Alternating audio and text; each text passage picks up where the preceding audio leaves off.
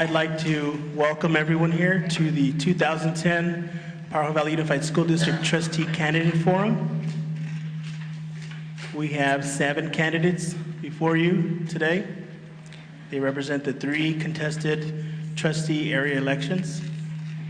My name is Abel Mejia. I'm president of the Association of Mexican American Educators. I teach at Watsonville High School. And for the last 3 elections, we've put on a forum and invited candidates to come share their ideas, their opinions, solutions, if they have any, towards the issues that our district is facing. To help us tonight, I've asked the League of Women Voters to help make this a neutral site here at the City Council chambers, as well as the moderation of the forum. We have 3x5 cards that you can write your question, but your question must be posed to all of the candidates. You cannot ask a question of just one candidate. It's not a time to attack with a question or to insult with a question. Morgan won't read it. The next part, I'm going to introduce Morgan Rankin, League of Women Voters of Santa Cruz County.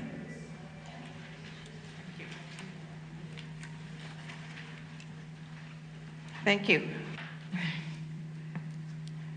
We'll start your 2-minute opening statement with you, Willie, down at your end. Please introduce yourself and which district you're running for. Okay. Thank you very much. I'm Willie Ahiro.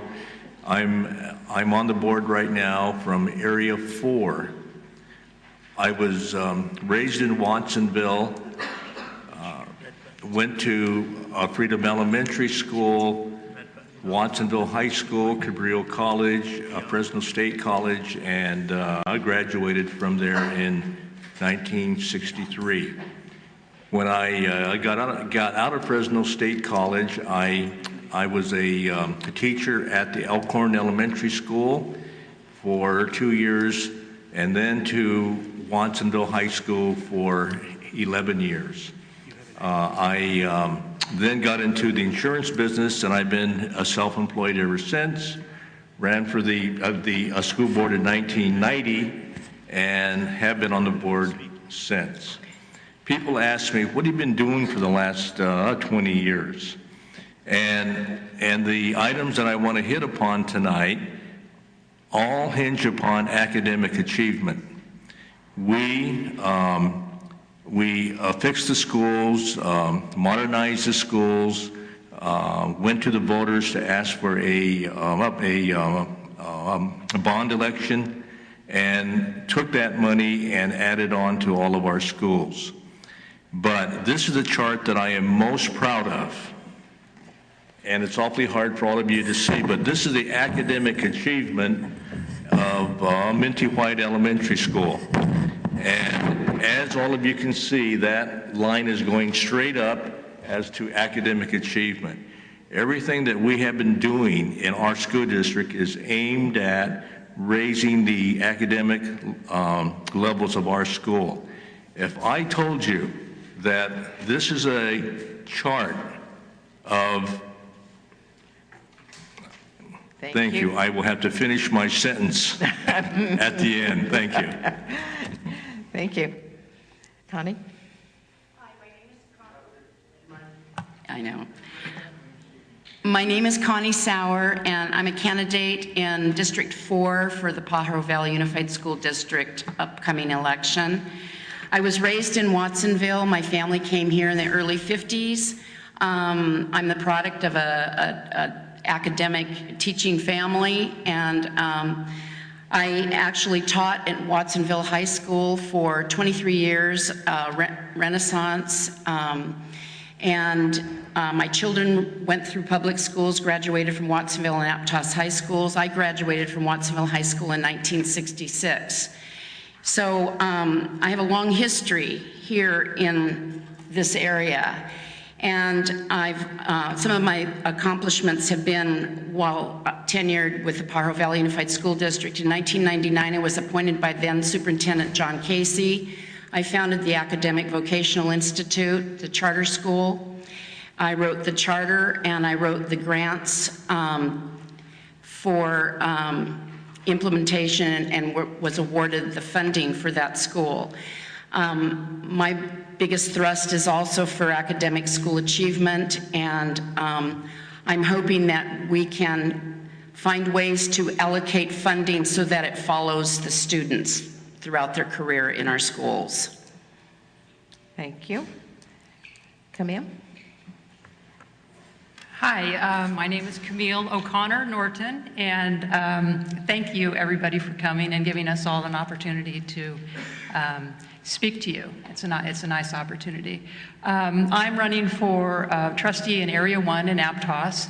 That's where I live, and my children are finishing up at the high school there.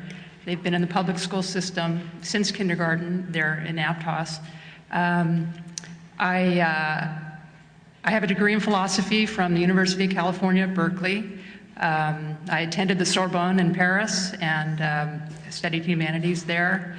After school, I was hired by Merrill Lynch as a financial consultant, stockbroker. I was professionally trained in New York, and worked in that industry for a number of years. Right now, I'm running my own small business as a general contractor, and I'm remodeling homes in this area. So I'm not backed by any party. The Republicans are not backing me. The Democrats aren't backing me, and I'm all by myself. And I hope to say a few things that might be a little radical this evening, but might earn your support. So thank you very much. Thank you. Patrice? My name is Patrice Edwards, and I am running for Pajaro Valley School Board District 1. I've lived in the area for 22 years. I have 3 R's that if I'm elected, I would like to accomplish. I would like to reduce costs from the top down. I'd like to restore needed educational programs, and I would like to retain effective classroom teachers and staff. Many parents have lost confidence in the school district's ability to meet the needs of their children. My husband and I have 2 children in the Aptos public schools. My oldest has graduated from Aptos High and then went on to Santa Clara and graduated from there. Local schools are going through difficult times. The budgets continue to get cut. Basic programs are underfunded. Valuable teachers are being laid off, and several Pajaro Valley School District schools have failed to meet the state's academic standards. I am convinced that the district is much too top-heavy with administration and overhead. As a result, hardworking teachers and classified employees have been let go. Necessary educational programs are desperately needed, have been terminated or cut back. Programs that are needed to prepare our children to earn a decent living after graduation. Now is the time to improve education for our children. I will work to reduce costs from the top down by reducing administrative overhead. I will propose and vote for budgets that will bring back basic educational programs and services. And I will try to meet the needs of teachers and classified employees to improve educational programs and services to our students. And I will, of course, try and resolve issues that I believe are impacting the school district employees. I've been working hard in our community for the past 20 years to make it a better place for all in the following ways. I am the founder and sponsor of the... Thank you. Oh, okay. Francisco? I want to foremost thank everybody for coming today and for inviting me to this forum too as well. My name is Francisco Diaz, and I'm a recent graduate from the Pajaro Valley School District. I graduated from Alianza Elementary School, Iahall Middle School, and Aptos High School. During my tenure here in the Pajaro Valley School District, I was involved in the community in different aspects. I was a volunteer youth soccer coach, rugby coach, and I've also been employed by pretty much every company within Watsonville, including Kmart, Home Depot, Driscoll's, Valero gas station, and the list continues to go on. Upon graduating high school, I went to Cabrillo College, and from there I transferred to St. Mary's College, where I got a classical education, politics, and history. And recently I moved back to Watsonville and decided to get involved after trying to find a school for my younger brother. And it's been a long process and a leap of faith, and I hope I can offer a lot of my personal experiences from only graduating recently from the school district, and I can offer, my college, what I learned in college, and as well as my knowledge of the community too as well. Thank you. Thank you. My name is Leslie DeRose, and I'm running for re-election for Trustee Area 5. I've lived in Watsonville for 24 years, moved here when I got married, and have one 20-year-old daughter who is a graduate from PVUSD schools, and I have a 16-year-old son who is still in the school system. Since their educational careers began, I was the class mom from day one, and absolutely loved it. Really enjoyed working with the students and the teachers. Continued with that as long as they would let me. And then as they got older, didn't want me, in the classroom too much, so I decided that I would help out in the office a little bit more and find other ways for me to volunteer my time and make a difference in the school district. And that's when I decided to run for my first term, was because my kids were getting older and I still wanted, a way to give back to the district. It's been a really tough 4 years, although I am very, very proud of the fact that through all of these budget cuts, our test scores are still going up. And that shows a huge commitment, not only on the part of the students, but the staff. A reduction in staff, more students, our enrollment is actually gaining. It just shows how committed everybody is, and I would like to continue working with everybody on the school district and everybody on the board to see that continue and grow. Much more work to do, of course, but I'd like to continue that work, and I would really enjoy the support. Thank you. Thank you. Kim? Hi, everyone. Thank you for coming tonight. My name's Kimberly DeSerpa. I was born and raised in the Salinas Valley. I went through the public schools there, and I met one of your members here in the audience, the president of your classified union, and he and I actually graduated the same year from Salinas High. And we just were chatting about what a horrible public school education we had over in Salinas. And so my interest, I have 2 children at Valencia Elementary in Aptos. When I first started there, I was shocked to find that there was not a single working computer in the school, with the exception of the office to send in the ADA. This was just 6 years ago. We're right next to the Silicon Valley. This was I was just baffled, like how on earth does a public school right, next to the Silicon Valley not have any working technology? So that's where I started, and I haven't looked back. We have 2 computer labs at Valencia. We put in computers for every teacher, and also the principal. We bought document cameras. I wrote most of the grants that provided all of that equipment. And that was like a full-time job for me. After we got done with technology, I focused my attention on our playground. Our playground was in disrepair. It was not safe for the kids. It was 30 years old. We placed the first boundless playground on the campus for kids that have disabilities, since Valencia does host the North Zone Special Day class with kids with mobility issues. So I have a lot of creative ideas, a lot of energy. I wrote all the grants for that also, and worked with a lot of departments in the district, so I feel like I have a good understanding of how the district works. I'm very, very committed to student achievement, and I'm excited to take my creativity and my energy and bring it to the board. Thank you. What are the 3 most important priorities for you as a board member in your priority order? And we'll start with Connie.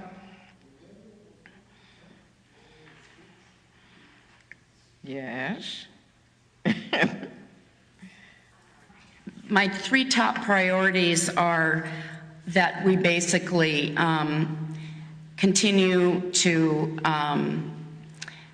fund classes with bringing back a lot of the positions that have been cut already, including a lot of the classified positions, because I think that the most important thing is that the students get whatever they need in the classroom. And the people closest to the students are the teachers and the classified staff. And we've had so many cuts made on that level.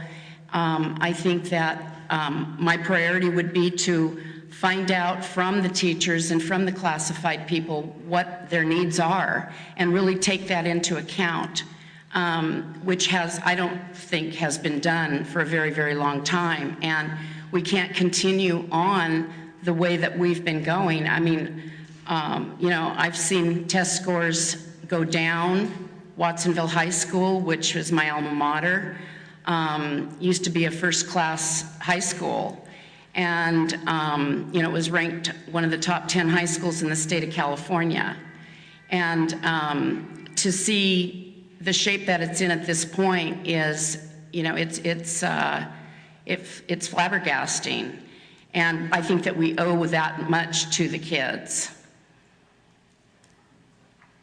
Okay. Thank you. Camille?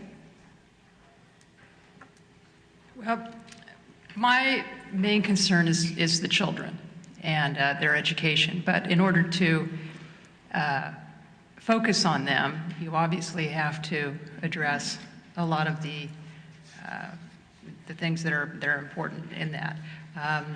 My first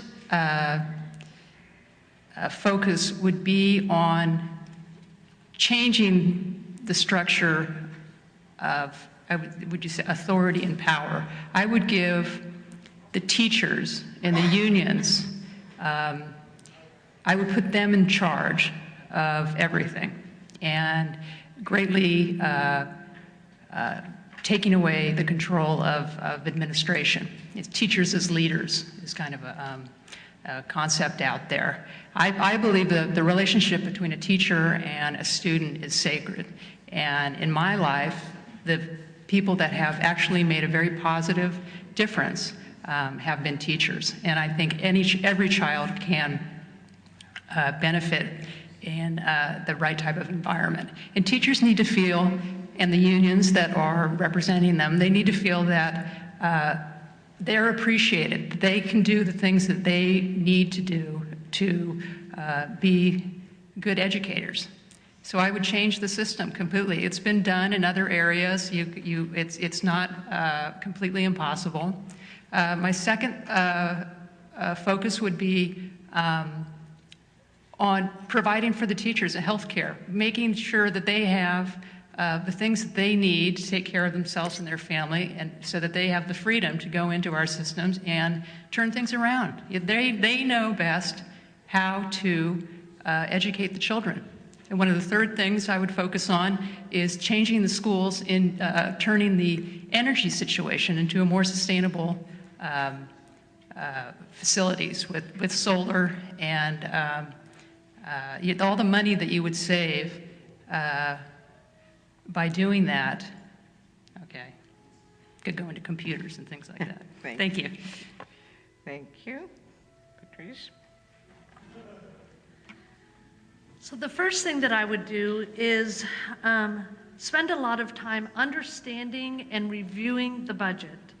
I would like to find the funding to restore needed programs that have been lost for the students and the teachers. I would open a dialogue and make myself available to students and teachers to understand the needs, and classified employees to understand the needs of the district. I also believe in promoting good health for the students. That means nutrition as well as physical activity. I think that that's an area that we need to focus on, is having the kids healthy and able to go to school and prepared to learn well. Thank you. Francisco? I think overall, as board members, our main job or function is to produce good quality students. And having said that, is to give them the proper tools or necessary tools for them to succeed, whether it's they attend college or become valuable members of our community. And foremost, I think one of my priorities is to increase parental involvement. And I think overall, we need to bring the parents into the classroom, into the conversation, and let them make a lot of the decisions, and let them inform them. And in order to do this as a board member, I believe that we need to get ourselves out there. We need to be present at the schools, and we need to let the community, we need to be visible overall to the community as a whole. Second of all, having said that, is increase transparency within the board. I believe a lot of the parents would like to know what kind of decisions are being made on their behalf. And essentially, I believe that as a representative, our main function is to represent the parents. We are we speak on behalf of the parents and the students. So that's something that I would essentially would like to increase, which is transparency. And finally, which is the most important of all, I believe, is decrease the gap between students of different ethnicities, particularly here in Watsonville within our communities. We cannot continue to have students from different ethnicity perform at different levels. And this is something that's overall is going to benefit us as a community as a whole. And in order to accomplish this too as well, I believe we need to have a mixture of all these things, increase transparency, bring the parents into the conversation. And yes, thank you. Thank you. Hi. Okay. My 3 top priorities are maintaining maintaining the upward trend of student test scores. As I said in my opening statement, we do have more work to do. It could be better, and it can be better. And I'm a firm believer, and I've said this for 4 years a lot, that I really do believe that students will reach for the bar that you set. And I'm very much for raising the bar, keeping the bar at a high level. I believe our students will achieve if we give them the tools and the support that they need to do that. There has been a lot of work done over the last 4 years to make that happen, and I'd like to see that increase. Retaining highly qualified staff, that of course, it's been a very, very difficult time over the last 4 years, but we need to find a way to do that. And one of the ways that I would like to do that is by identifying alternative sources of revenue. There are some very creative things happening in other districts, and I think that we really need to look outside of what we've been doing, find things that have been working in other districts, and use those tools in our own district.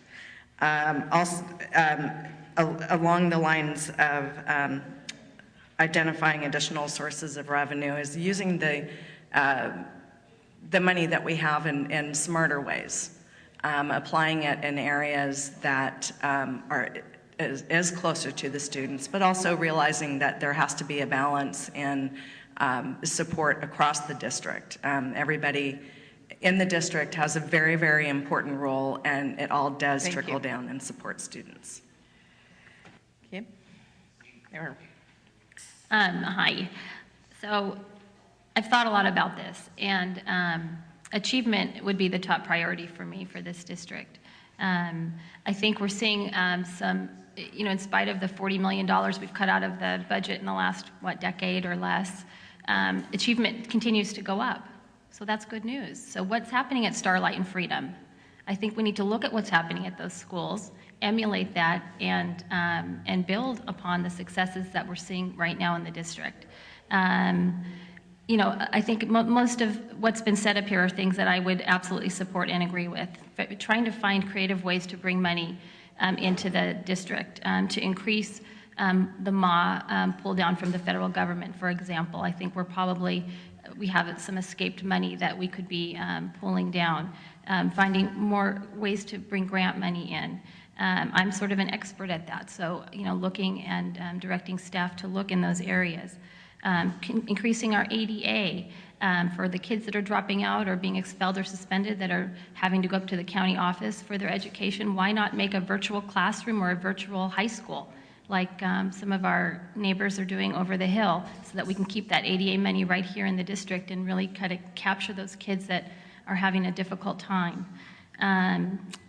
And then my third priority, I think, is health and safety, like other people have said. I think it's really important to improve our school lunches. Education does not stop in the classroom. We should not be serving fast food to our kids every single day in their lunches, and that's exactly what's happening now. So I'd like to see that improved. I'd like to see just our campuses improved. You know, our schools are sort of crumbling, and trying to figure out ways to bring more money into the district so that we could preserve our school sites and give teachers and staff a raise, which is sorely deserved. You guys, this is a calling. Working in this district is a calling, and it's a job, and I'd like you to be compensated fairly for that. Thank you. Willie? Thank you. The top priority, I think, is how can we keep the drive for academic achievement going with all of the cuts that we have made. And I think that we need to take a moment to thank the staff and the teachers of all of the schools for really working on that. The thing that we have to do is to keep that focus of academic achievement despite the budget cuts. We have found now that it's what teachers teach is the key to everything. Whether you have 15 kids in a class or 30, although I have to admit it's a lot easier when you have 15, it's the subject matter and it's what is actually being taught. And that is the biggest change that we have seen. Years ago, when I first came on the board, I was into the site-based management, where I thought exactly what people were saying tonight. Let's let the site decide. Well, the problem with that is that as our kids move from school to school, we need to have a standardized, uniform method of instruction for all kids throughout the district. And I think that is one of the real challenges of how we can take that money and squeeze it out so that it's actually used for academic achievement. Next item I would think would be the facilities, and I keep coming back to that. With the city of Watsonville planning over 700 units out at Atkinson Lane without any school site, one of these days that's going to happen. And when that happens, we'll be right back to year-round education again. We as a district have to stop, and that's why we are forming the facilities commission right now that all of you could be on. Thank you.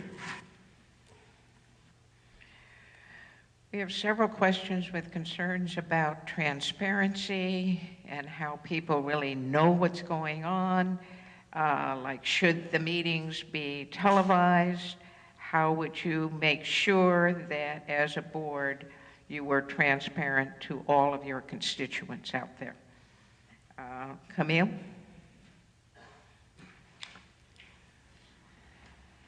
Well, I guess the easy answer would just be to increase communication with our community, but how do you do that? Certainly I watch community TV all the time, and I find it very educational, informative. I don't have to, leave my bedroom, and I feel like I'm getting all this information. I think that everybody has a right to watch what's going on in a board meeting. So I would definitely support televising it and encouraging, like anything in life, if people feel encouraged and welcome to participate, that somebody will listen to them. Maybe we can get more people to come to meetings and speak what they want to talk about. And that certainly, I would think, would help a board with their job. And any other way that we could communicate with our constituents, either through letters or, I hadn't heard this question before, so it's actually very interesting. But any way that we could increase communication and create a feeling that we're interested in what the community feels and thinks. All right, thank you. Thank you, Patrice. So I believe in full transparency. Because I'm in the business of communication, I didn't get to finish my opening statement, but I'm the publisher of the Aptos Times, the Capitola SoCal Times, and the Scotts Valley Times. I've been in that position for 20 years now, And so I'm very familiar with the effects that communication has on the community. And there are many ways to communicate today that can be utilized.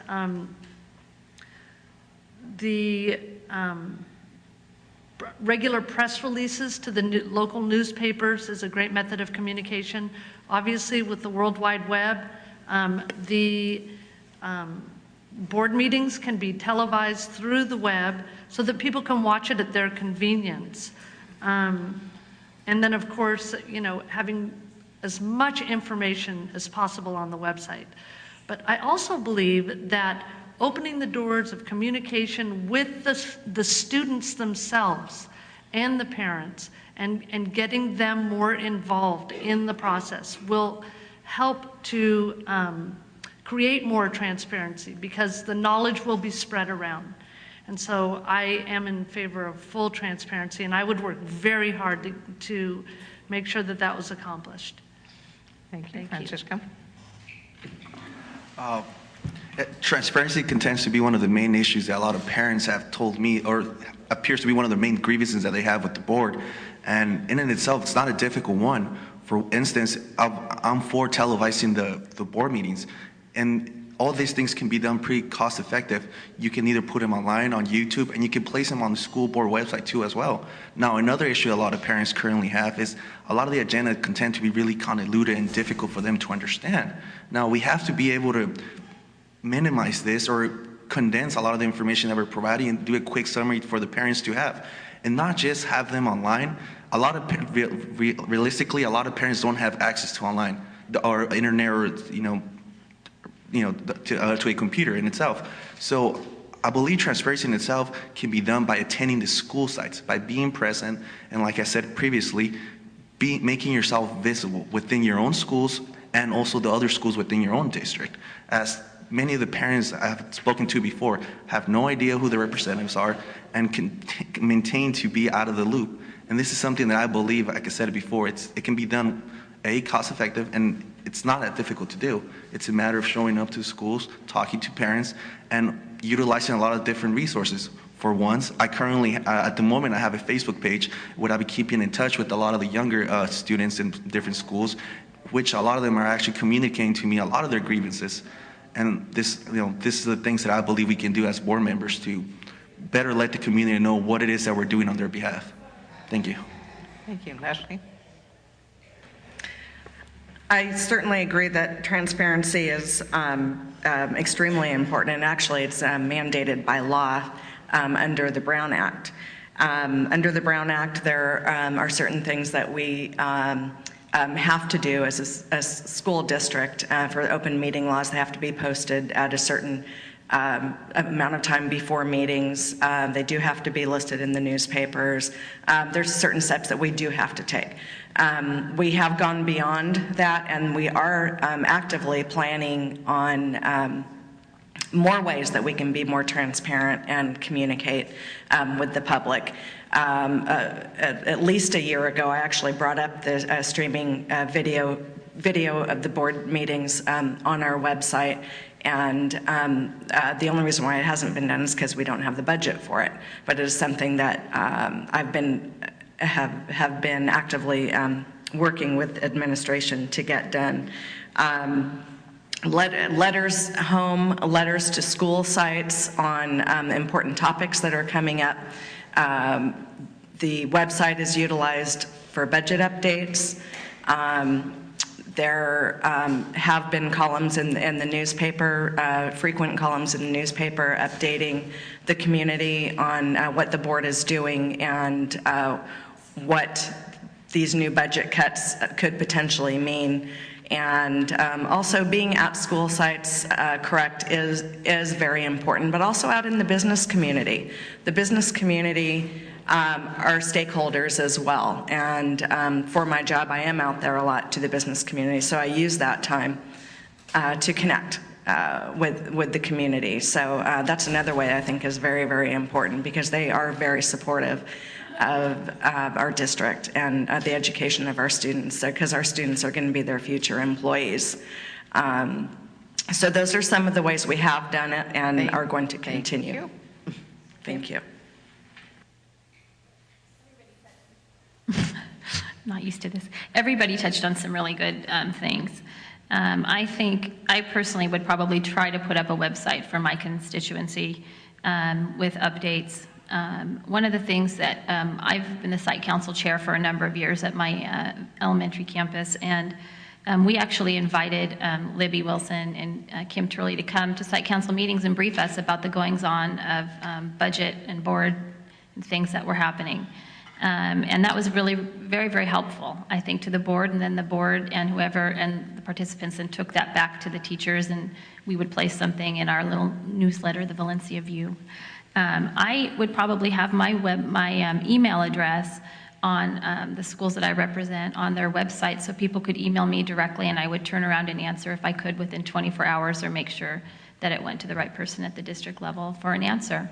I think streaming is a great idea. I think, anybody that cares can go to board meetings. I've been to a lot of the board meetings, and it's very, very interesting. Most of our families are working 2 and 3 jobs just to try to keep a roof over their heads. They don't have a lot of time between their family demands and their work schedules to come to board meetings. So I think, the minutes are on the website, but I think if we could have more streaming, or even if we could afford eventually the community TV piece again, that would be great. I know that it's a budget constraint right now because the shape we're in. Thank you, Willie. Yes, thank you. A strategy often used, and one of the reasons that I really like the zone concept, the actual motivation for that was so that we can go out to the zones, go out and talk to parents within that area, and have almost a mini board meeting in terms of having them ask about what's happening at the board level. After we got out of the zone concept because of the financial thing, then I felt that this is a big piece of the ability for us to get the information back out to everybody. I think that we follow all of the legal laws, but the issue really is, how do the parents find out? And I have been at most of the site council meetings for some of the schools, and their parents are actually voting on things like uniforms and things that really relate to their kids at that school. And I think that our time to go to the site council meetings and to be able to explain financial matters at that level is a asset that I think that we all have to use. Thank you. Connie? Forget about that button. I watched board meetings for a very long time on television from home, and it was a way for me to stay updated while I was teaching, and even after I was no longer teaching, stay abreast of what was going on in our school district besides what I was reading in the paper. And I think parents would love to be able to, like somebody up here said, that, a lot of parents work 2 and 3 jobs, and they're not going to make it down to a board meeting that goes from 6 o'clock on to 11 o'clock at night. It's just not possible. And I think that the amount of money that it costs for streaming on a televised channel, the last I heard, it was like $9,000. And to me, that doesn't seem to be, that's not a lot of money. And, and I read in the paper, our board passed $500 a month mileage budgets for each of our, superintendents. And that, for just one superintendent, that's $6,000 a year just in gasoline and maintenance or whatever else they're spending the money on. And it just seems like our priorities are a little upside down. And I think it's very important to keep the public informed. They're the taxpayers. They're the ones that pay for all of these positions. And I think it's time to stop making excuses and to get down to reality and start putting in place the things that really matter to the families and to the children and to our community as a whole. Thank you. The next issue has to do with money. As you all know, the state may or may not ever get money back to the schools, and you're going to be responsible for funding the Pajaro School District here. What are your funding priorities or problem-solving solutions if you come up against needs that aren't being met? How do you visualize coping with that issue today? And we'll start with Patrice. Well, finances are never easy, and I know that the district has gone under a great amount of pressure with all the budget cuts, as the state has as well. What I would do, and what I have actually done, another thing that I didn't get to mention is that I am a governor's appointee at the Santa Cruz County Fair Board, and I'm in my third year of a 4-year term. And when I came to the Fair Board, there were real, true financial woes. I mean, it was really had a large deficit. And, in reviewing the financials on the surface, it was hard to see where the money was going and why we had this huge deficit. I took the time to dig, and I dug deep, and it took a lot of effort. And me and one other board member really reviewed the financials, and we took our time and we took it all the way to the state and questioned, where is this money going? And we were able to take the fair from a $325,000 negative over the last 3 years to about a $600,000 positive. And certainly there were many, many people involved in making that happen. But it's keeping your eye on the target and knowing where the money's going and prioritizing that money. And I also want to say that I believe there is other federal money out there that if we look and we dig, we can find for our students so that we can create a better education for all students. Okay, Francisco. The budgetary crisis as a whole continues to be one of the main, or if not the biggest issue in the district and California as a whole too as well. And it's damaging overall to schools, districts as a whole, because we do have to cut different resources or personnel. And in any functional structure, you got to make sure you have everybody actively participating and have all those members that make the schools as a whole, work. Now, unfortunately, the economic crisis is not going to improve in the next couple of weeks or next couple of months, and hard decisions are going to have to be made. But overall, my main priority has to be that continue to provide the right resources for the students. Essentially, we're in a job of producing good quality students and giving the students the tools they need to succeed. So overall, as a whole, continue to provide the resources for the students and make sure their teachers are compensated for the hard work that they're doing. And that's where my top priorities are at. Now, always keeping in mind that we do have to continue to pressure Sacramento to make sure that we're getting the money that we need. And, they're continuing to pay for the services that we require, and they're, essentially we're endowed with. Thank you. Leslie? The budget. As I said, it's been very difficult. Of course, the classroom does have to be a priority. And one of the things that we did over the last couple of years is speak with site administration when we were going through our budget cuts. We asked for input from each site on what can you absolutely not do without, and build from there. It's a version of zero-based budgeting. I think that that's an excellent concept, and I think it's one that we need to continue with.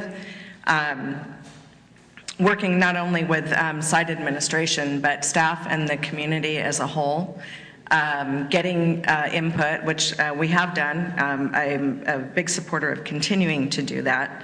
But it's also given us the opportunity to look at a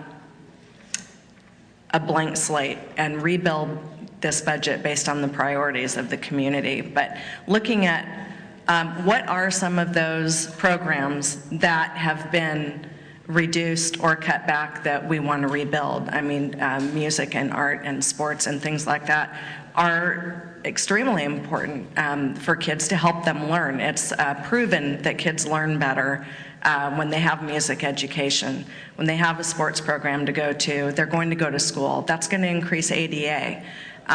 So there's a lot of different ways we can look at utilizing the budget and adding to it. As I said, the alternative sources of revenue are very important to look at too. So as a whole, basically it's lots of community input, lots of staff input, but also keeping in mind we don't have a lot of wiggle room. There's categorical funding that we can't touch. There's only a portion of the budget that we have to work with, so that's something that we need to keep in mind. Kim? So I think in an earlier response, I touched upon some of the things that I think would be important. Looking for money, I think as a district we've looked for money just about every place we could potentially find it, but I would continue to do that. I think we could improve our ADA just by simply taking roll later in the day. Okay, I'm not a fancy person. I'm late every day almost to school, to get my kids to school, and sometimes they're marked absent when they're actually sitting in that seat. Okay, why? Here I am looking for hundreds of thousands of dollars worth of, for grants, and the school's losing ADA because the teacher took roll right when the bell rang instead of 20 minutes later. How about everybody taking roll a half an hour later, and we could improve our ADA by, I can't remember what Dorma said, but I remember sitting at a meeting, even if we improved it 2%, we'd bring in millions of dollars. Again, looking for escaped MA billing. The school psychologists, your counselors, your special ed staff, your nurses could be pulling down mental health money that is not being utilized right now. This is sort of risky to say in an election year, but I would support looking at and exploring a parcel tax. I know there's been a group already looked at that, looked at the feasibility, and I would like to pursue that. I think we need a dedicated stream of money to protect the kids in this district. And in Aptos, we get almost zero categorical funding for the kids there. And we run out of paper in December, and it is the parents paying for all of the supplies the rest of the year. We're paying for positions this year that support our ELL kids and our math and reading specialists. The parents at Valencia are paying for that through the Home and School Club this year.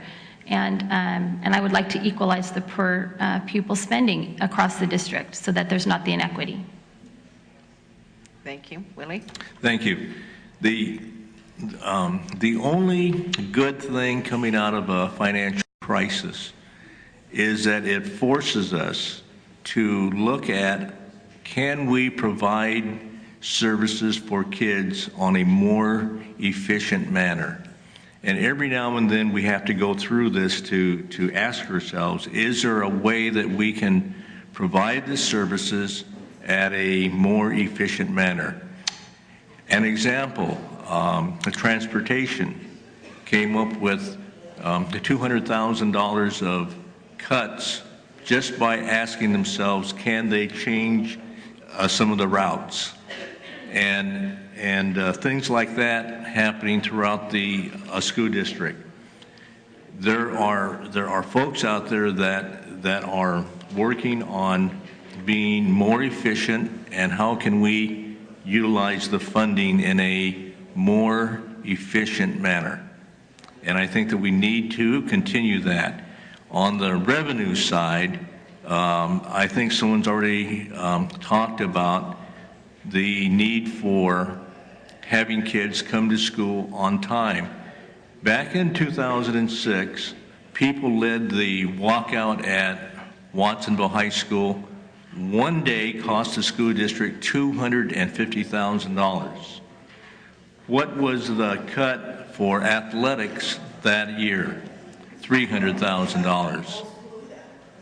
It doesn't make any sense, and so we have to emphasize this to everybody, that we need everybody to come to school every day, not only for money-wise, but be able to be part of the school system every day.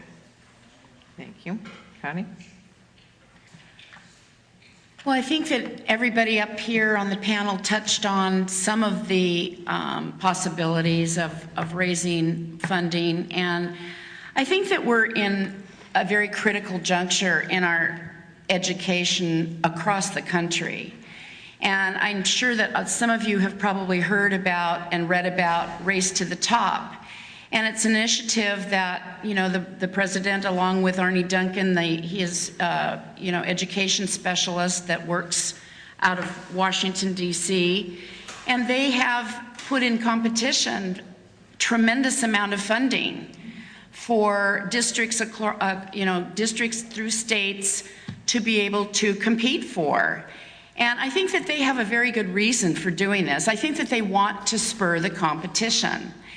And our district, our state, we're at the bottom. We're at the bottom across the nation in the money that we're, you know, in our kids achieving, the funding levels that we have. We were turned down twice for being able to even compete and we're talking millions and millions of dollars that could really benefit our district. Why is that? You know, we can't keep doing the same things over and over again and expect different results. It's not going to happen. And we have, you know, we live so close. Somebody up here mentioned how close we are to the Silicon Valley. I mean, we have the technology available to us. And we have to, you know, the state's saying one of the elements of the Race to the Top funding is that we get on board with the data in our school district. You know, we have to be tracking what these kids are doing, well, how they're learning, what they're learning, from whom they're learning. You know, where are the resources? The resources following those kids. And until we get on board, we're not going to be able to. Thank you.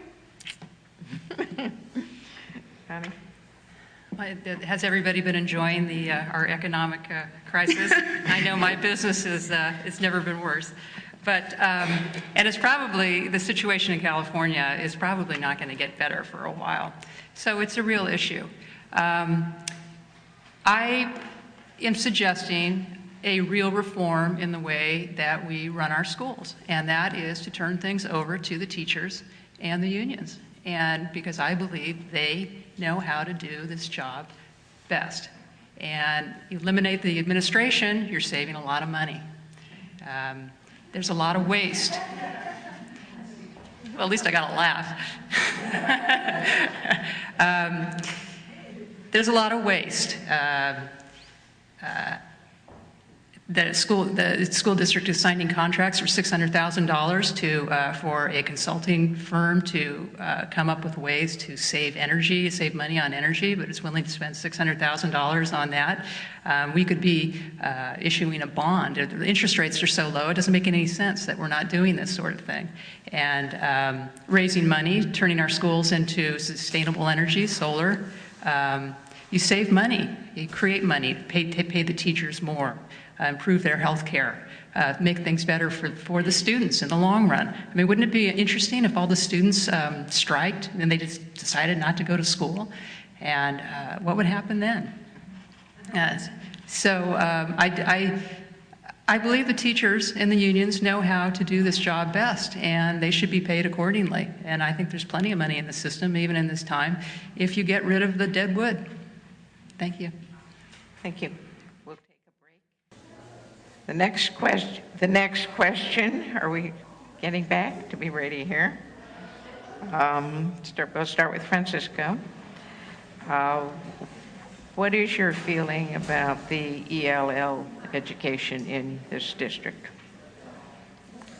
Can you, I couldn't hear you that well. Can The you, English language learning Okay. program in this district. yeah, English language learning program. ELR. Learning program. Yes. I guess overall, there's different points of views when it comes to the English language learning program as a whole. And as I've been coming across a lot of parents, and like I said before, I'm reaching out to a lot of parents and educators and talking to them and trying to hear their point of view to see what they have to say. Overall, the English language learning program, I guess, I'm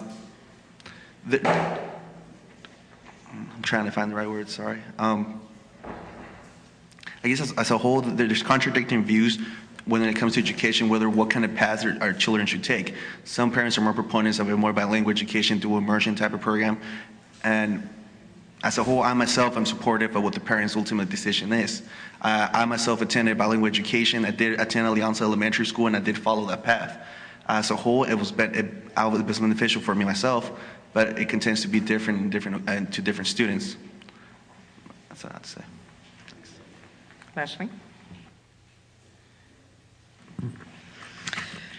Well, we all know that this district has had a problem with the English language learners program and getting our English language learners transitioned in an appropriate amount of time. And it's something we've been working hard on and will continue to work hard on. Over the last year, we've developed the English language learners master plan, and it is in the early stages of implementation, but we'll expect to have it fully implemented. What's interesting and what I really like about this plan is that it was built with an immense amount of input from the stakeholders, parents, community members, teachers, of course, and other staff. It was a long period of time. I think it was approximately a year or so. But I think it's a really good plan. There was a lot of looking at other districts and seeing what's happening there, because there are other districts with similar demographics that are doing well with their English language learners. So a lot of reaching out was done in building this plan. So, and another good thing that I really like about it is it can change over time.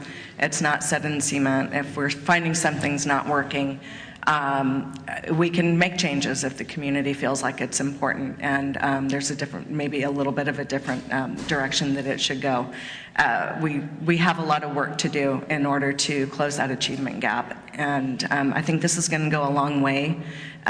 There's a lot of blood, sweat, and tears into this plan, and it's near and dear to people's heart, and I know that I'm on board with it, and I'm hoping that the community will continue to support it.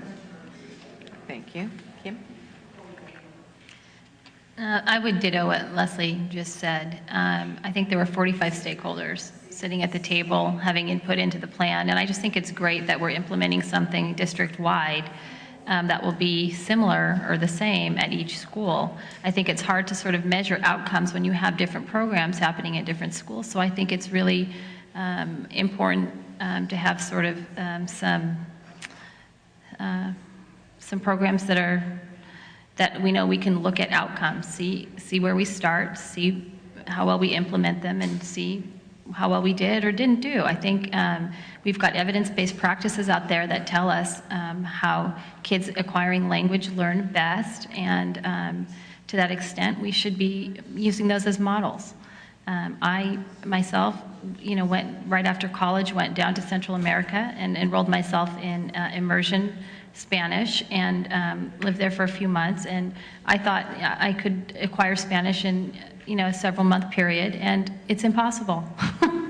My Spanish is okay today, but it's very, very difficult to learn a foreign language. And my hat's off to all the teachers that are working hard with this group of students.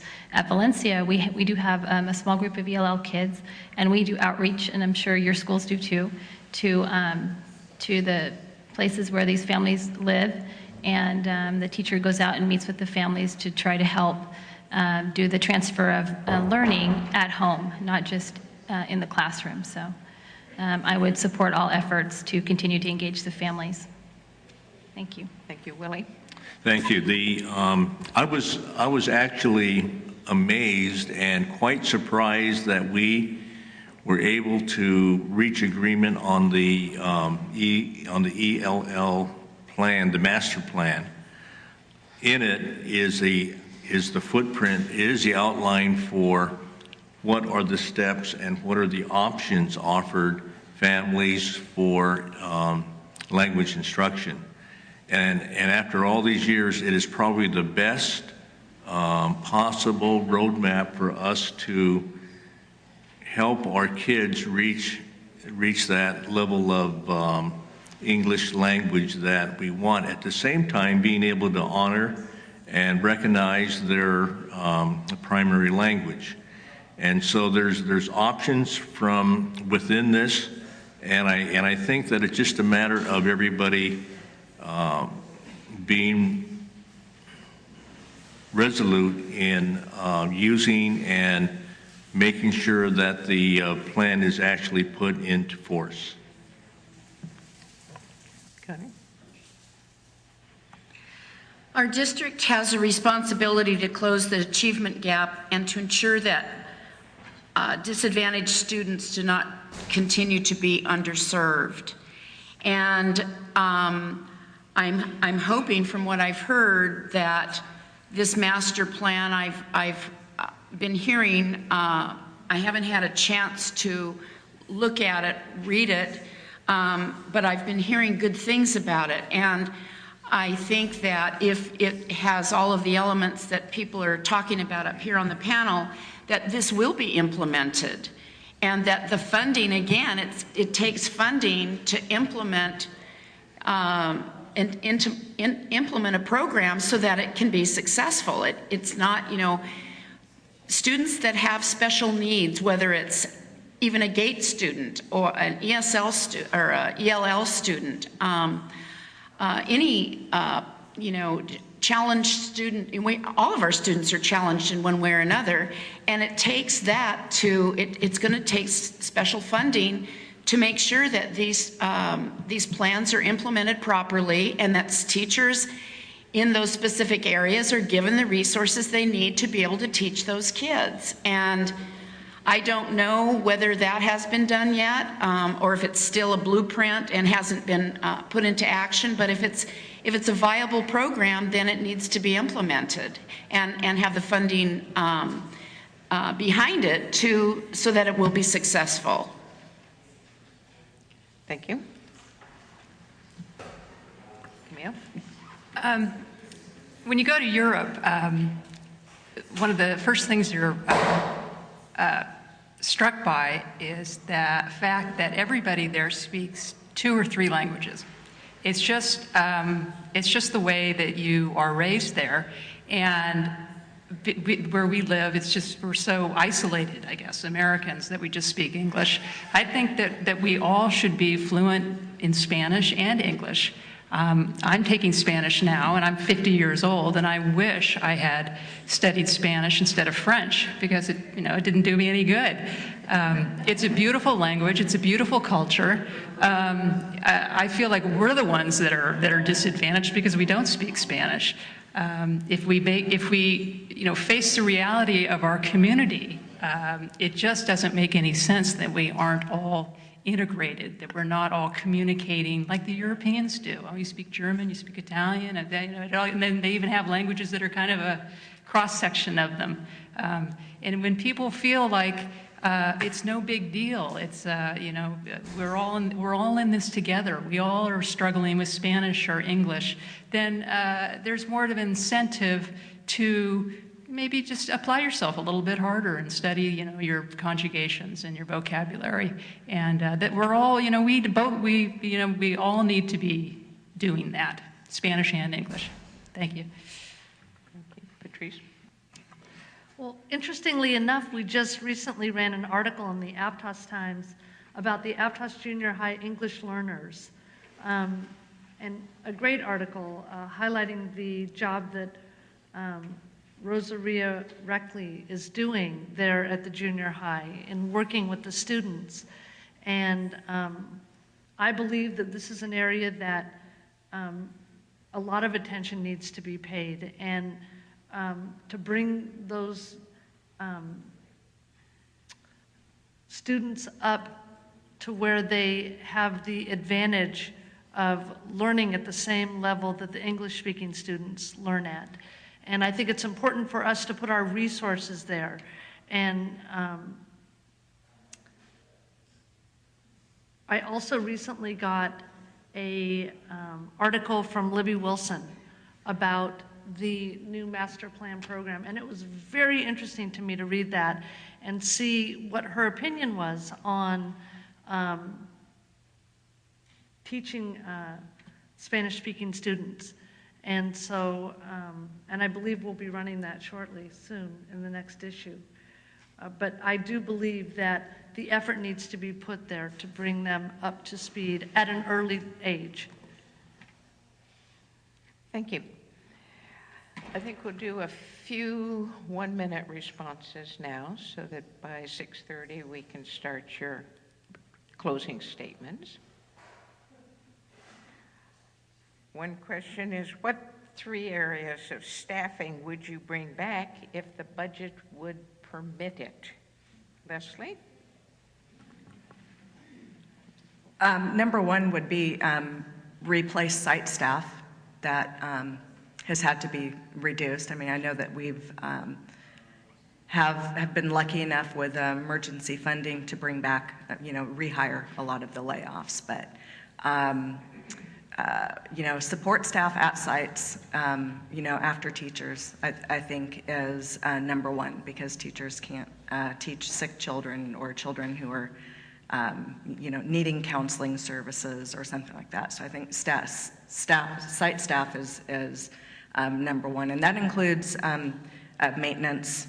They have to have a clean and healthy place to learn. That's very, very important. Transportation has been cut. They've been very creative. I think Willie mentioned something, but we've also, with those cuts and redoing the transportation routes has created some problems for kids in rural areas. And actually, Thank you. oh, 1 minute, that's right. I got off easy. I'll finish your thought.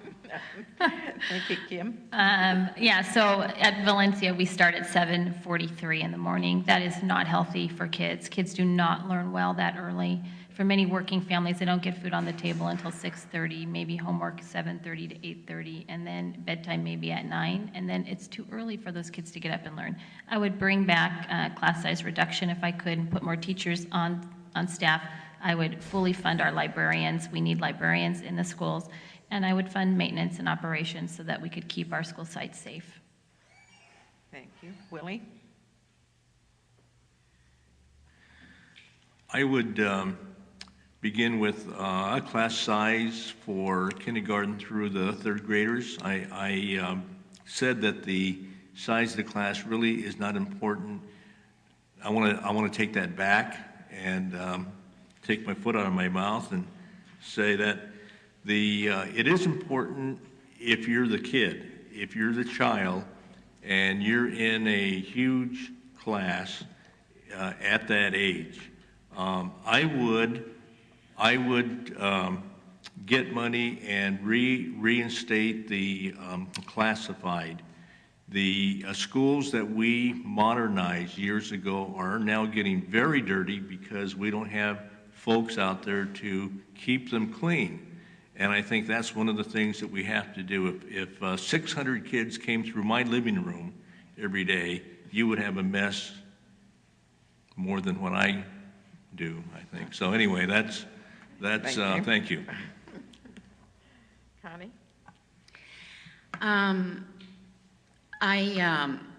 I would certainly bring back teachers would be a number one priority, and in the in my dream world of being able to fund more teaching positions, and in that way we could lower class size. But I also and across the board class size. I mean, I think it's I've talked to several teachers, some of whom are here tonight. You know, in a social studies class at Watsonville High School, how many students do you have? 36. Well, that's huge, and they're facing insurmountable odds in those classrooms. You know, a quick and easy possibility would be to place assistants, you know, through the classified staffing, and get assistants in there to help those teachers out. There's all different levels. Thank you. Camille?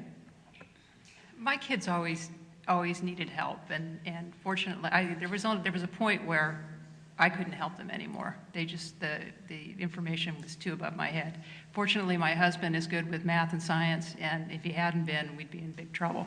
So I feel sorry for a lot of families who don't even have what I have. Teaching is just an awesome profession, and I wish I had been a teacher. I had chosen to do that. But I cannot imagine being able to teach 36 kids in a class.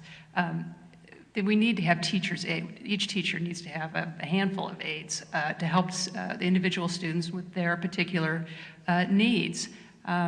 Something, I don't know if you had it before, but it's something I've always been very concerned about is the school system not having counselors, real counselors, family counselors trained and licensed to help kids with with the issues that they're going through. And I know the county has a referral system, but that's just ridiculous. Thank you. Thank you. Patrice?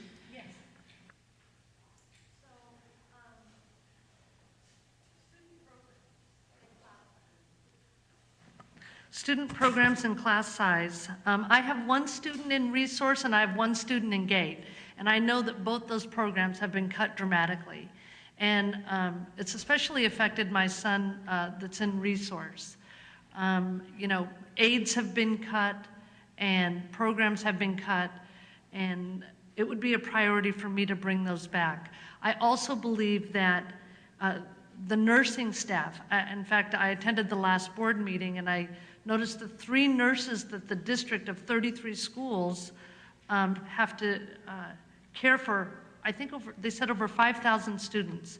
So, you know, finding the funding to bring back the nursing to help those kids. There's many kids in our district that have critical illness and they don't get the attention they need because the nurses are so spread so thin. And then of course, pay to play. I would like to. Thank you. Yeah. Francisco? I think foremost, we need more teachers. As mentioned before, we got to have competent and highly qualified teachers in our classrooms. And we do have to decrease the student sizes of the classrooms. We can't have this many students in one classroom. And alongside with that, we need to bring more high school counselors back to the classes. High school counselors essentially are responsible for the progress of the students academically, and themselves are, you know, they assist them in that transition from high school to college. So we got to make sure we get them back to the high schools so they can help a lot of their high school students, attend college and graduate high school as well. And finally, we need support staff. We got to have those secretaries, we got to have those ladies, and everybody else who make sure that school functions properly. The ones that are making the phone calls to get the students home, the ones that are helping out in the translation with a lot of the parents. I essentially believe we need to get them back in the classrooms and have them full-time, not just part-time. Leslie?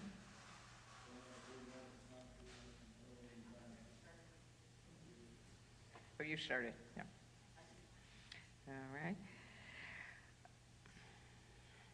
The next question has to do with how do you feel about vocational education in this district?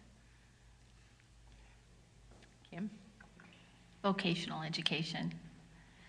So not every student goes to college. Vocational education is very, very important. This district, I think, in this county has a very hearty ROP program with many different career tracks that are eligible for the kids here. And I would support continuing that and expanding that as necessary. Okay, Willie? Thank you. The Watsonville High School has several academies, one of which is the Health Academy. And there the youngsters actually go to the hospital and job shadow folks down there at the hospital. And youngsters have the chance to see what it's all about. And I spoke to one senior who was on her way to San Jose State just because of the academic health academy. And I think whenever the state says to us, this is another mandatory class you have to teach, there goes one of the electives. And so it's hard to get all those things in. It doesn't mean that it cannot get done, but it's a tough thing to do every time that we have a state mandate on us. Thank you. Connie? Well, I'm absolutely in favor of vocational education. I was a vocational teacher myself with a credential in information technology. And, you know, somebody else mentioned here that, you know, everybody doesn't go on to college, but they certainly would favor being trained for work or trained to go on to, you know, to college where they could, you know, attain even better vocational skills. And the state, you know, the programs they have in place right now are mandated by the state that we keep these. We have to, you know, we have to educate our kids to either go on to higher education or to be, you know, to go into the workforce. And, you know, there's a lot of CTE training being done. Teachers are coming out of prep schools with CTE credentials. And it's you know, it needs to be restored to a better level and give kids more of an opportunity and a reason to want to come to school. Thank you. I apologize if I sound a little harsh on this one. I was with my son and the counselor, and we were discussing, you know, getting his grades up to, you know, appropriate for college entrance. And she said to me, well, what if he doesn't want to go to college? And I almost freaked out. You know, what are we doing here? We are in the business of preparing children for college. An education is what makes you free. I dig ditches, I crawl under people's houses, but I have a choice. I can do something different, but I choose to do manual labor, and that's what makes me happy, and that's where I'm creative. But we have a responsibility to our children to create an environment where they see that maybe they should go on to college, that there's a reason that people furthered their education. And to create an environment where you're saying, well, you know, let's just teach you how to do something to make a living. You're not, you know, you don't, I think you're really cutting that child off from a better life. Thank you. Patrice? I support the vocational program. I think that opening doors to students and showing them new and exciting things that they can learn and do, maybe even as a hobby. I don't think that you know, it doesn't say that you don't have to go to college. I think that today's kids do have to go to college and they do have to get an education, but it may open the door to a whole new world of entrepreneurs by having a vocational program, and I think it's very important. It doesn't eliminate college, it adds to and just helps to create interest for them on what is available. Thank you. Thank you. Francisco? I agree with the previous comment. I do believe our ultimate goal should be to provide the right resources and the opportunity for more students to attend college. Ultimately, we want everybody to get a higher education, perhaps come back to their communities and contribute and help other students continue that cycle. Ultimately, though, I do believe we should have alternatives, but alternatives should be second. They should not be the primary the first choice for most students. It should be their second choice. We should ultimately get everybody into college. Thank you. Vocational education, I believe, is there as a secondary choice. I'll, you know, agree with Francisco. I think that our job is to steer our students towards college, but no matter how much we want to do that, they're not all going to go. And we can't leave those students behind. We have to have support for them so they can be successful members of society. And that means training them, having the resources to train them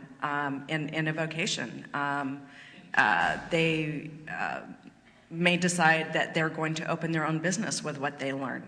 That is true entrepreneurship, and those are the businesses that are going to support our schools in the future. So whether there's a four-year college degree or someone's going to open a business locally here to support our community and support future students, I think it's equally as important. One final question. What is your feeling about teaching to the state tests?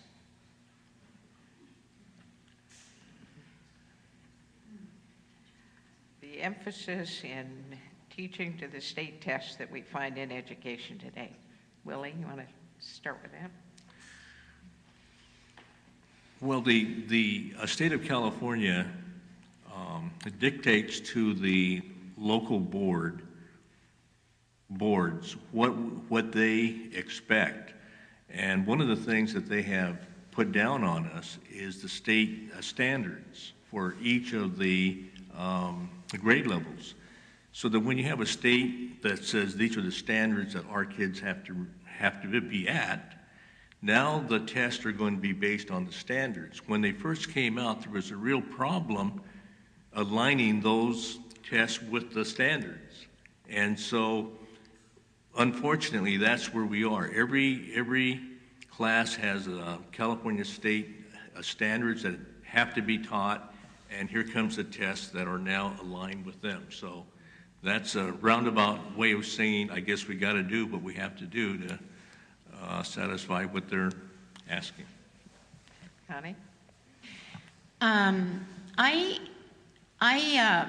This is one of my areas of high interest, is the state testing, and whether or not it is aligned with what is being taught in the classroom, and according to state standards, because we do have state standards, and we're supposed to, kids are supposed to achieve at those levels, but then there's a whole nother part to that, which is the curriculum, and, I would like to really work on looking into whether or not those three elements are aligned.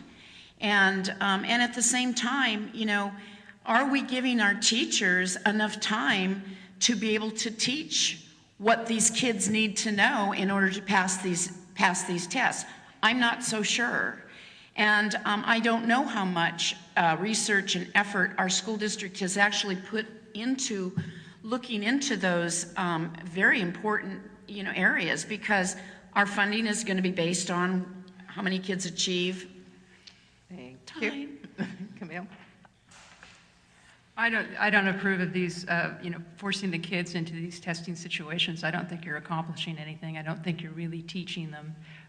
You're just a number on a graph. I think that's why I'd like to return education to the teachers, and they can address the problems locally. With every school district is different. Every school district has a unique set of problems, and I think that if you can turn kids on to just the process of learning, you're going to naturally improve their test scores. They're going to want to learn. They're just going to naturally do better and move on. By just, anybody can cram for a test and then forget the information. And then we're not really accomplishing anything. We're not doing our job. Thanks. Thank you. Patrice? I think state testing is important. I think it's important because you have to have a gauge on how the kids are learning, the students are learning, especially if it's tied to funding. So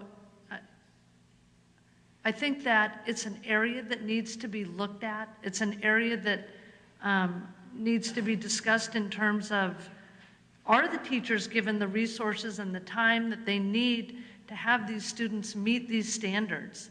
I think it's a very good topic of discussion. Thank you. Francisco?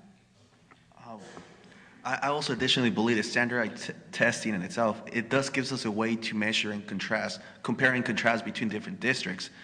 But however, it should be mentioned that it's not the only way to measure though. Throughout different districts, although great or small, are their students are academically improving, so we should always keep that in mind, that standardized testing is not the only way to measure academic growth of students, and we shouldn't only hold teachers and students accountable for those tests by themselves. Thank you. Leslie? So over the last year, this has been a big point of contention, well, more than the last year, with teachers, and we've had countless teachers come to us and just really in distress over what these standards have meant for them, about how they feel about not being able to teach with their hearts, I guess is the way I can put it. And it's heartbreaking for us to see the low morale in teachers at board meetings. And I think, as board members,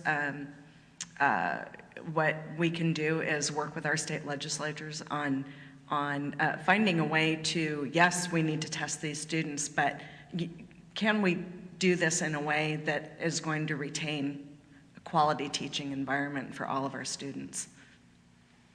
Thank you. Kim?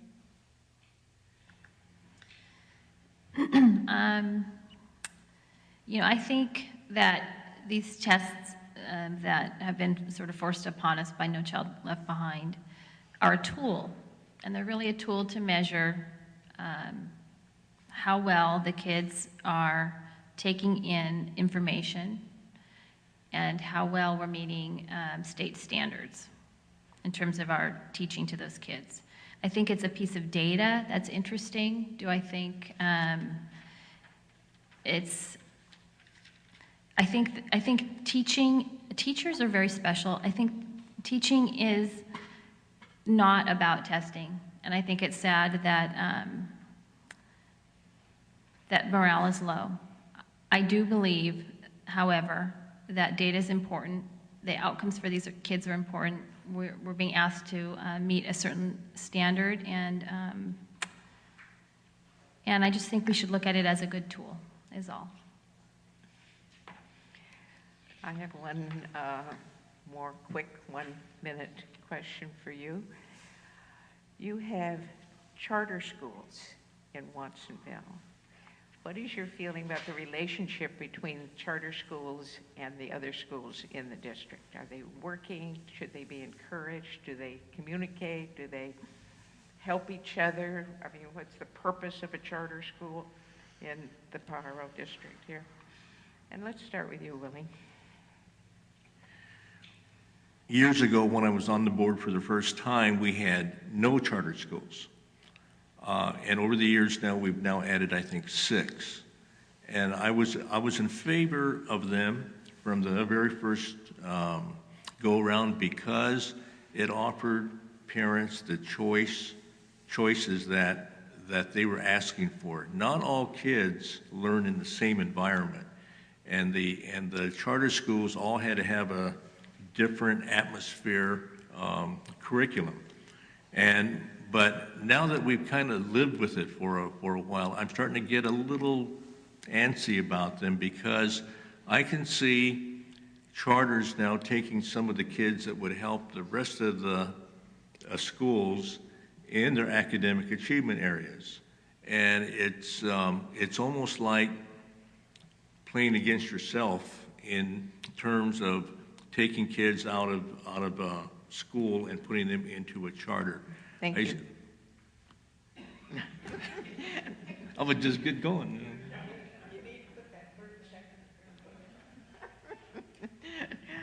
All right. Well, I disagree with what Willie just said about charter schools. And of course, I founded a charter school for the school district. And charter schools, the theory behind charter schools, and I did a lot of research in writing the charter. And the theory behind charter schools was that it was to spur competition with all of the schools in the school district.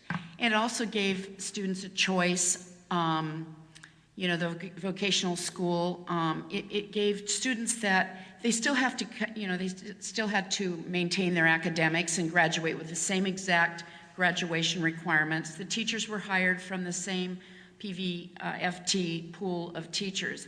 It's just there was a specific theme For my school, it was vocational ed. For other schools, it might be at-home learning, where you come in at certain times during the week. So they all have their specifics. Thank you. Camille? I like the philosophy behind a charter school, but that's kind of what I'm talking about, is why can't we turn our current school situation into a charter, rather than taking the talent and the that spirit of innovation and taking it somewhere else and leaving everybody behind, like the person who can afford to go skiing while you have to stay in town. And the charter schools are interesting. A lot of the parents contribute to a lot of money to the charter schools. Why can't we be doing that? Why can't we turn our existing pool of schools into with a charter frame of mind, a charter philosophy? Why establish all these little annex schools that are doing things better, that are more inspired? Let's do that. Let's not splinter all these kids and these parents that are really into it and want to participate, and the teachers that feel more freedom at these places that are less stifled. Let's change the system that we have. Thank you. Patrice? Well, there are very fundamental differences between the charter schools and the public schools. I have experienced charter school because my son was in a charter school for most of 7th grade. And it was amazing what I learned about the charter schools experiencing that. They teach very independent learning. They teach a lot of responsibility, and not all kids do learn the same. So they can't all be pushed into the same classroom environment. It doesn't work for all students. I really believe in charter schools. We have Pacific Collegiate School that is nationally recognized for their achievement. And even out at the fairgrounds, we're talking about starting a charter school that focuses in agriculture. So I really believe that it's a wonderful opportunity for those students that aren't wanting to learn in the mainstream fashion. Thank you. Francisco? I had to talk fast. I have taken the time and gone around Watsonville and visited the various charter schools within our district. And from my overall personal experience, I am a supporter of charter school. I do believe they offer special, unique curriculums that cater to the needs of students and parents as a whole. Now, having said that, there is a duality between the regular schools and the charter schools. And in order, to avert this conflict as it is right now, or from having charter school take the better students to their school, we need to improve the regular schools. We need to do fundamentally the greatest thing that charter schools are doing, which is to increase parental participation, which is, I personally believe, the main reason a lot of these charter schools are doing so well is because they have parents and the community members as a whole participating in the education of the children. Now, until we are able to improve our regular schools, I do think we should give parents that option and that choice to have charter schools. Thank you. Thank you. Leslie? One of the biggest arguments against charter schools is the ADA that the district loses. We are in really hard budget times right now, but we're serving students. That's what it's about.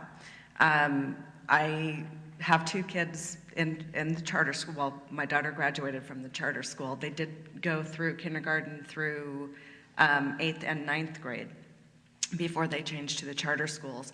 And they definitely serve a need. And I've seen it happen with many of the students who just cannot get engaged in a traditional school socially, academically. The kids, they can fail if they're made to stay in the traditional schools. I mean, I saw it with my son immediately, A's and B's. And I've seen it with many, many kids. And if we didn't have the charter school, those kids would be out of school probably, be dropouts. So. Thank you. Kim? In this last year, I actually attended a lot of the board meetings over at PCS because I wanted to see what was going on over there that was so special. You read about it in the newspaper, and it's interesting to me that not a single high school in our county has implemented any of the things that they're doing there that are so special and so wonderful and so great. So I think somebody else said this, Patrice maybe, I would like to see some of those, the model sort of be infused into our schools. I think the parents and the kids in this district would benefit greatly, and I think they deserve that. And I really do think charter schools are about choice. I understand that some of the higher achieving kids might be creamed off by charter school system, but really if their needs cannot be met within the existing framework, then I think it's good to have choice. But I would like to make all the schools just as good as PCS, if possible. Thank you. Now it's time for 2-minute closings, up to 2-minute closings from each of you, and we will start at this end with Kim. Okay. One of the things I didn't tell you about myself is that I've been a social worker for about 20 years, working in the community, going into people's homes. I work currently at Dominican Hospital. I'm a pediatric social worker on peds and in the NICU and in the emergency room, and I love what I do. I help people every day have a better quality of life. I have served on the site council at Valencia for a number of years, 5 years, 3 years as chair. I'm a member of the Home and School Club. I've written $130,000 or $40,000 worth of grants to improve the school site. I've attended board meetings. I feel like I have a good foundational knowledge of how this district works. And I would like to bring my creative energy and ideas to serving the district, the kids, and the families. And I have a lot of respect for teachers and staff. My husband is a school psychologist at a neighboring district, and I know a lot about special ed law, and I have just a lot of respect for the work that you do every day. So, thank you. Leslie? It's a 2-minute, yeah. Leslie? She's finished? Yeah. Okay, Leslie? Yeah, Willie will take one. I just wanted to say thank you for inviting me here. It's been a pleasure, and it has been an honor to serve the school district Board of Trustees over the last 4 years, although people sometimes will tend to ask me if I'm just a little bit insane. As I said before, it's been tough. And I really struggled with the idea of running again, just because wondering if I could give it the time commitment that it takes, which it does take a lot, and talk to my family a lot, and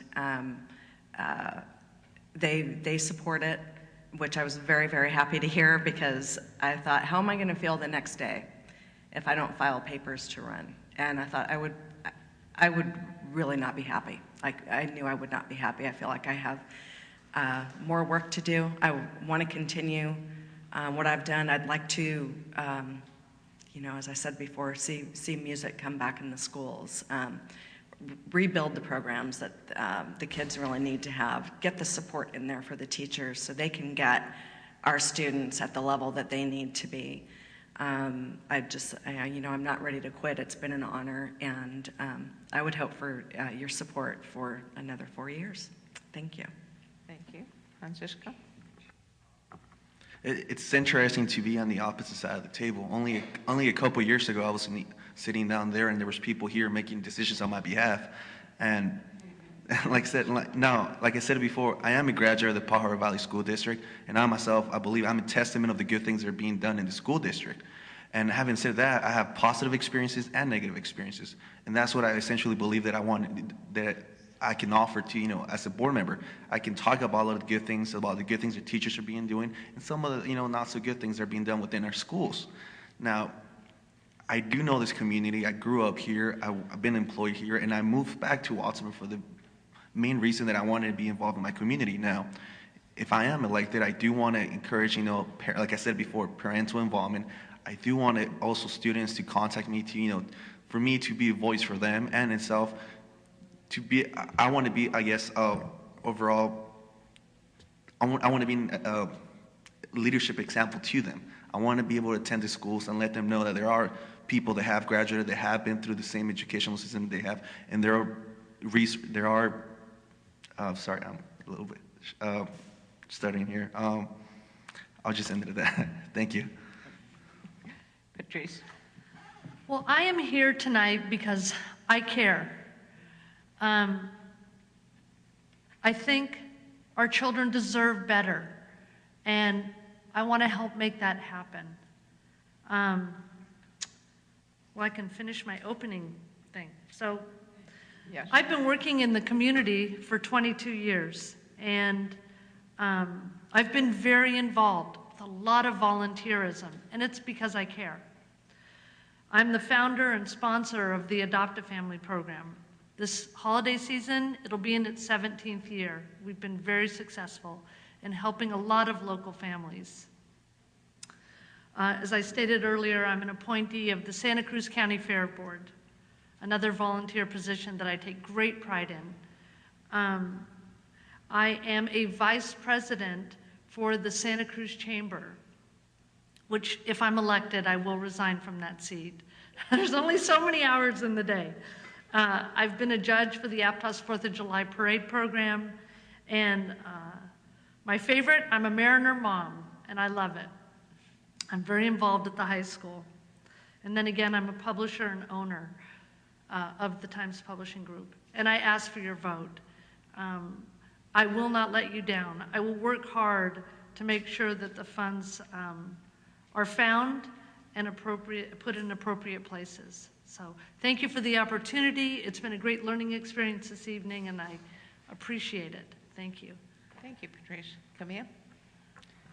I keep wanting to mention my website, CamilleTrustee.com. Please go to it, and you can learn a little bit. You know, the happiness and success of our kids is really, it's a reflection of our community and how well we're doing. We really need to get it together. We've got the dropout rate is just completely unacceptable.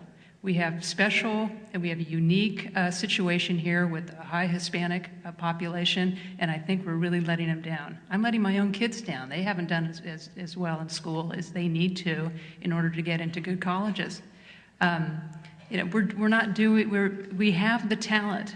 We have the people that want to help, but they probably don't feel like there's a way that they can. I think our teachers have the talent. I think that they don't have the power. They don't have the control. They've been, I know when in my work, when I have the freedom to do what I want to do, I'm much more creative and I'm much happier. And the result of the project is much better. It's much more beautiful. The more restrictions I have, the more controls I have from higher up, the more frustrated I am, the less creative I am, the less that I'm willing to really make it happen. I think our kids are the same way. I think that we really owe it to them that to make it happen for them, to show them that we really do care about them and that we believe that they can do anything they want in their life, that they can go to a good college. Again, Stanford has this huge endowment. If you just get in, they'll pay for it. You could have a Stanford education. It's really amazing. Anybody can go to college, but you do have to do well in high school, and you have to have vision that there's a life outside of your small little town here. And we as a community, not everybody has children, but everybody's got something to offer. We can make this happen and change it. Thank you. Thank you. Connie? Well, I want to thank everybody for giving me the opportunity to speak on my thoughts of, our educational system here.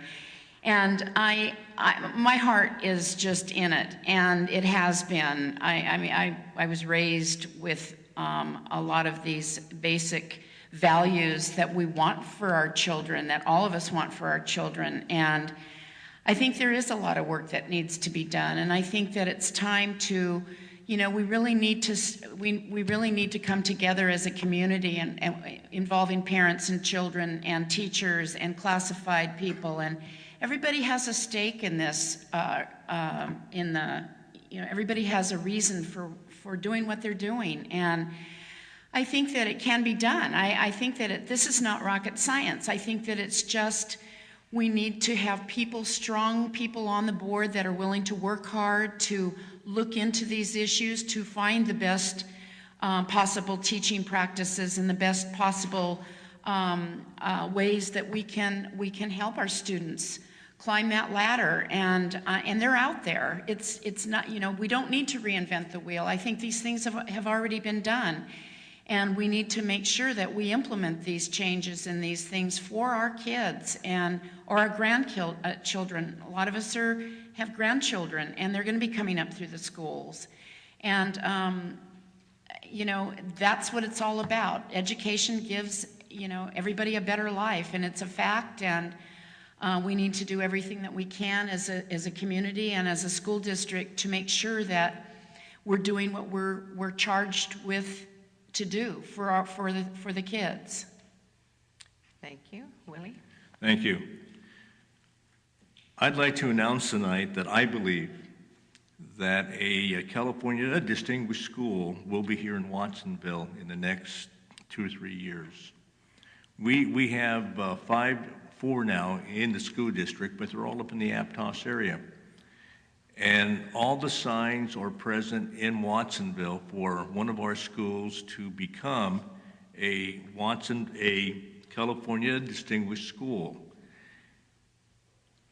What are those signs?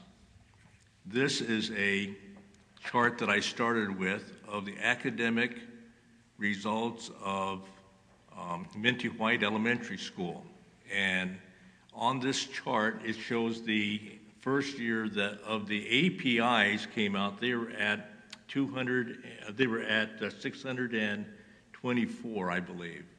They are now at 703. Now the state wants everybody to get to 800 before you can consider it again. Do I have 1 minute left? Yeah. Oh, left. Thank you. And they want everyone to be up at 800 before you can put your name in to become a California Distinguished School. They're going to make it. Radcliffe, Freedom, Landmark, all these guys are right on edge right now, and they will make it. But if I showed you this chart and said to you, 97% of these kids, the families are on free lunch. 95% of these kids are English language learners. No more of this poor us stuff. We're on track, and we are going to do it, and I want to finish up after all these years to be there when all this happens. Thank you and I very thank you for much. your support. I want to thank all the candidates, first of all, for even wanting to run for trustee position. I've been there. I know the demands it takes. And thank you for wanting to do this kind of public service. It's really, really important.